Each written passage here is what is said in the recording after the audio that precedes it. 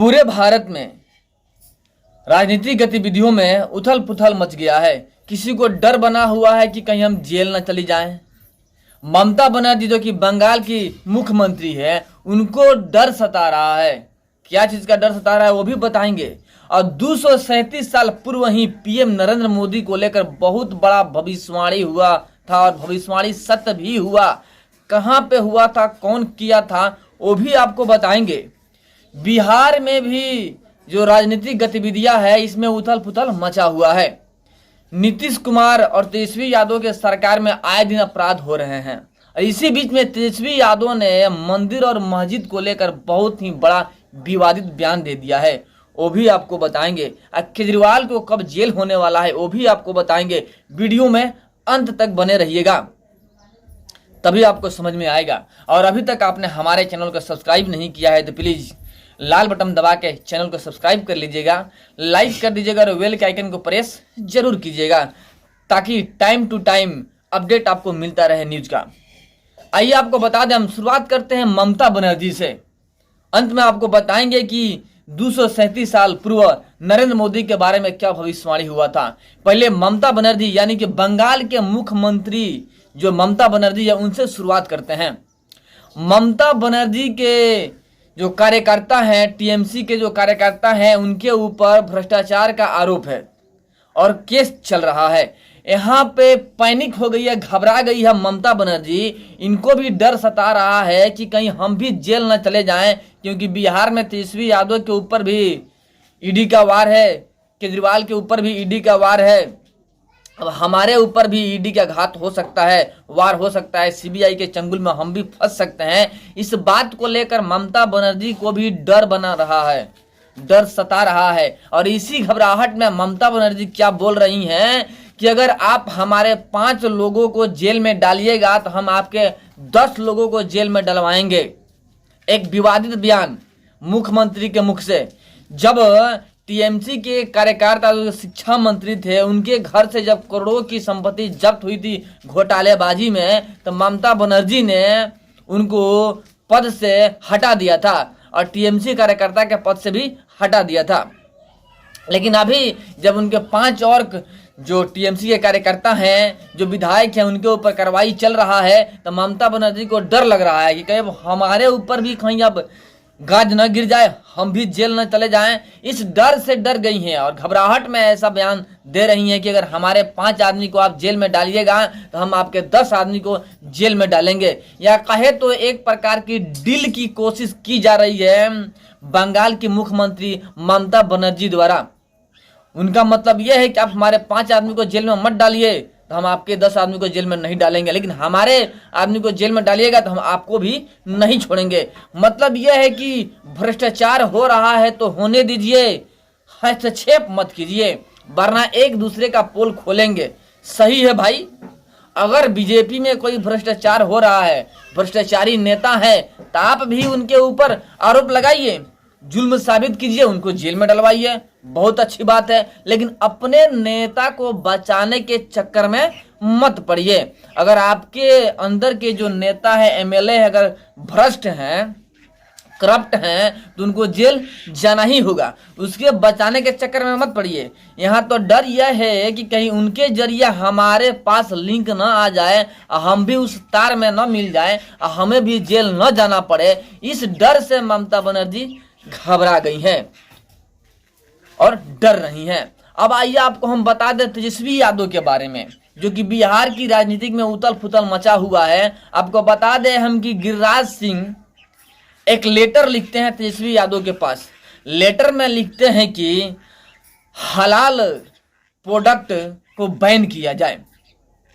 जैसे कि यूपी में हलाल प्रोडक्ट पर बैन कर दिया गया है योगी जी के सरकार में, वैसे ही बिहार में भी हलाल प्रोडक्ट पर बैन लगा देना चाहिए, क्योंकि मुस्लिमीकरण बढ़ते जा रहा है बिहार के मार्केटों में, इसलिए हलाल प्रोडक्ट पे बैन लगे। ऐसा लेटर लिख करके गिरिराज सिंह जो कि बीजेपी के हैं, गिरिराज सिंह ने लेटर लिख के तेजस्वी यादव के पास भेज दिया।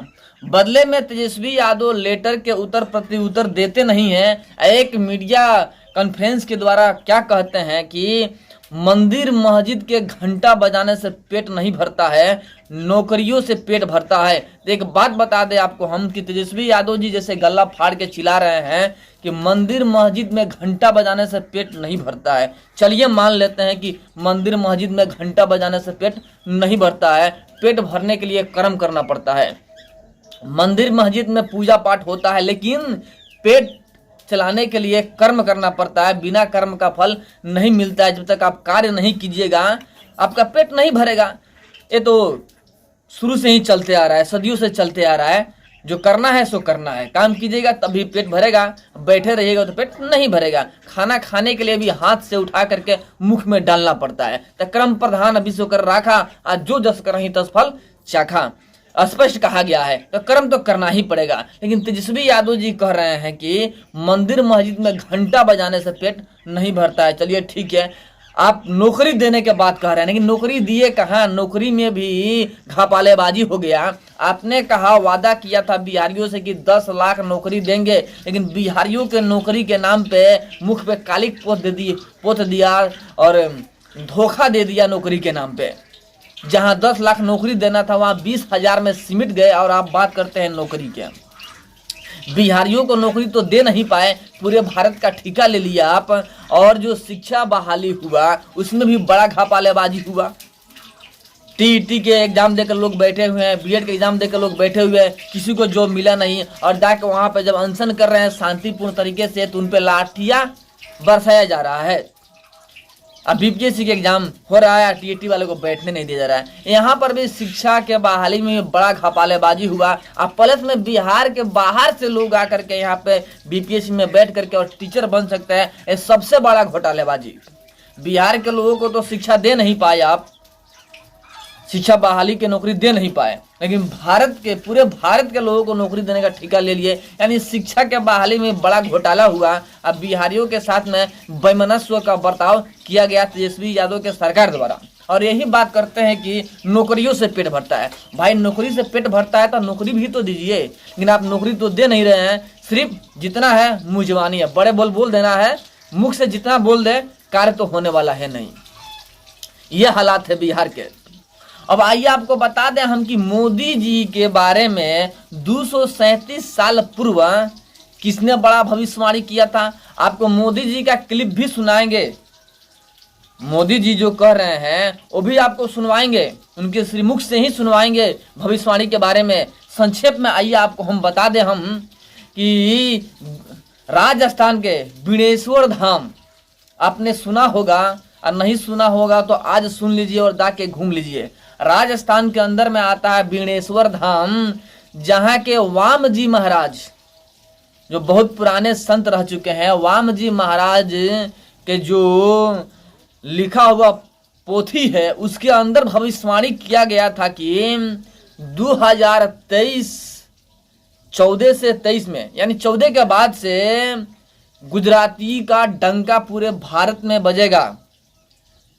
गुजराती के डंका पूरे भारत में बजेगा, ऐसा भविष्यवाणी किया गया था कि मोदी जी मुख्यमंत्री के साथ साथ में प्रधानमंत्री पूरे भारत के बनेंगे। आपको बता दें हम कि जब गुजरात में मोदी जी थे मुख्यमंत्री तब भी उनका डंका बजता था, और 2014 के बाद से पूरे भारत के प्रधानमंत्री बन गए। अब भी इनका डंका बज रहा, यानी वाम जी महाराज का भविष्यवाणी सत्य हुआ। 14 के बाद से पीएम नरेंद्र मोदी प्रधानमंत्री बन गए। इनके साथ में वाम जी महाराज बहुत सारे भविष्यवाणी किए हैं जो कि सत्य साबित होते हुए नजर आ रहा है। वाम जी महाराज ने कहा था, अपने भविष्यवाणी के जो बुक है उसमें स्पष्ट तौर पे लिखे हैं कि पूर्वी पश्चिमी संस्कृति का मेल होगा।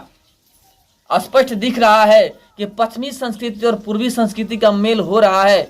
जो अमेरिका जो है पश्चिमी सभ्यता वाले लोग हैं और भारत के पूर्वी सभ्यता वाले लोग हैं, सबों के बीच में संबंध अच्छा हो रहा है। आज देखिए अमेरिका और भारत के बीच में संबंध कितना गहरा है और कितना दोस्ती प्रद है, कितना अच्छा व्यवहार है। बहुत 237 साल पूर्व वाम जी महाराज ने अपने भविष्यवाणी के बुक में ऐसा लिख चुका था। यहाँ तक कि उन्होंने यह भी लिखा था कि आने वाले समय में बहू बेटियां नौकरी करेंगी और सास घर पे खाना बनाएंगी, जो कि प्रतीत हो रहा है स्पष्ट तौर पे बहू बेटियां बाहर नौकरियां कर रही हैं। वाम जी महाराज बहुत पहले ये लिख चुके थे अभी अपनी भविष्यवाणी के बुक में, यानी उनकी जितनी भविष्यवाणी थी सब सत्य होते हुए नजर आ रहा है। यहाँ तक कि उन्होंने यह भी कहा था कि धरती तप जाएगी, इतना गर्मी बढ़ जाएगा कि धरती तप जाएगी, जलने लगेगी, त्राही माम होने लगेगा। बहुत सारे भविष्यवाणी वाम जी महाराज जो कि राजस्थान के बिनेश्वर धाम के महंत थे, बहुत पूर्व 237 साल पूर्व थे। अब सोचिए कितना बड़ा भविष्यवाणी उन्होंने कर दिया था 237 साल पूर्व। ऐसे ऐसे बहुत सारे भविष्यवाणी उन्होंने किया है, अगर हम बताने लगे तो बहुत लंबा हो जाएगा, आपको बोर महसूस होने लगेगा। इसलिए हम यहीं तक रहने देते हैं, फिर कभी आपके समक्ष आएंगे, फिर और भी सारा बात बताएंगे आपको कौन कौन सा भविष्यवाणी किए हैं। लेकिन आइए आपसे पहले आपको हम जो मोदी जी के श्रीमुख से सुनाते हैं, जो कि उन्होंने खुद 2014 के चुनाव के पूर्व बिनेश्वर धाम में पहुंचे हुए थे मोदी जी, और जाकर अपना भविष्यवाणी पढ़ा था। उसके बाद से चुनाव में जीत हासिल हुआ पीएम नरेंद्र मोदी को, वे खुद अपने मुख से बता रहे हैं। आइए सुनिए, और वीडियो को अधिक से अधिक शेयर जरूर कीजिएगा कि पूरे भारतीयों के पास यह वीडियो पहुंच सके और लोगों को यह खबर मिल सके कि हमारी संस्कृति में कैसे कैसे लोग हैं, किस प्रकार के लोग हैं कि इतने बड़े बड़े भविष्यवाणियां कर देते हैं और सत्य साबित भी होता है। यानी सनातन जो कभी अंत न होने वाले धर्म के लोग बहुत ही विख्यात होते हैं, यह स्पष्ट हो गया है। अब आइए मोदी जी के श्रीमुख से सुनिए उस भविष्यवाणी के बारे में। मुझे मावजी महाराज की तपोभूमि के दर्शन करने का सौभाग्य मिला। बाणेश्वर जी के दर्शन करके मैं आया हूं। इतने प्रेरक शब्द है, लिखा है, मुझे भी मालूम नहीं है कि इतनी बढ़िया बात 400 साल पहले लिखी गई है। मावजी महाराज ने लिखा है,